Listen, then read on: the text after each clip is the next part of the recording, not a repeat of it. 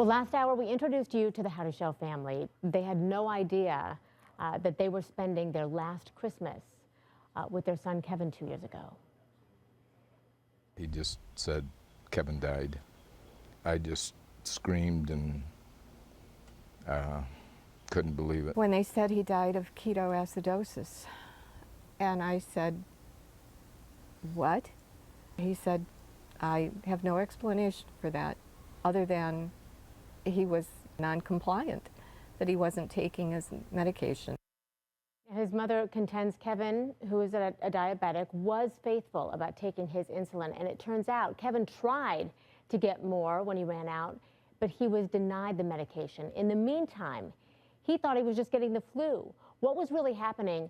His organs were shutting down. He was dying essentially, and he didn't even know it. And he died alone in his apartment.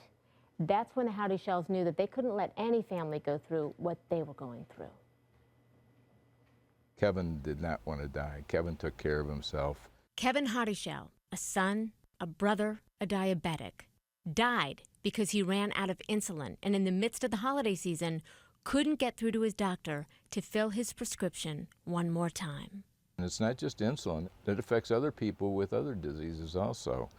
So we did some investigating and found Ohio law as it was at the time was in an emergency situation, pharmacists could give a 72-hour emergency prescription, up to 72 hours. Problem being is that insulin is not packaged in that small quantity. How can this be? How can someone be on a life-sustaining drug and be turned away? And with that question, their mission, dubbed Howdy's Law, was born. It's a proposal to secure that anyone suffering from diabetes would be able to get an emergency supply of insulin from a pharmacy if their doctor couldn't be reached. They worked feverishly, got connected to Senator Dave Burke, a pharmacist who, ironically, already had this problem on his mind. This had to go broader. Their local TV station in Cleveland aired Kevin's story, and seemingly overnight, the bureaucratic wheels started turning faster. The next day, we were getting phone calls from Columbus, mostly pharmacy lobbyists that wanted to know more, and the law got fast-tracked, we think, from that point. It only took 14 months to get it passed. When they gave their personal testimony to the legislature in Columbus, they knew Kevin's story was going to save lives. The whole legislation was leaning forward, listening on every word. They credit Senator Burke and then newly elected Representative Nathan Manning with putting their urgency into physical motion. On this bill, he called every other representative personally to garner support to get this passed. He was a tiger, and he pushed. Judy says it was a sign from heaven. The day Governor John Kasich, who was on the campaign trail, took a moment to sign the bill into law. That was December 22nd. Kevin was born on 2/22. Kevin was the sacrificial lamb. And yet, there's still so much more that needs to be done. Their new mission?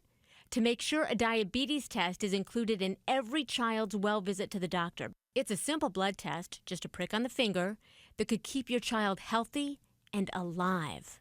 Diabetes is an epidemic. The numbers support it, and it's not being treated as an epidemic. No. And it needs to be.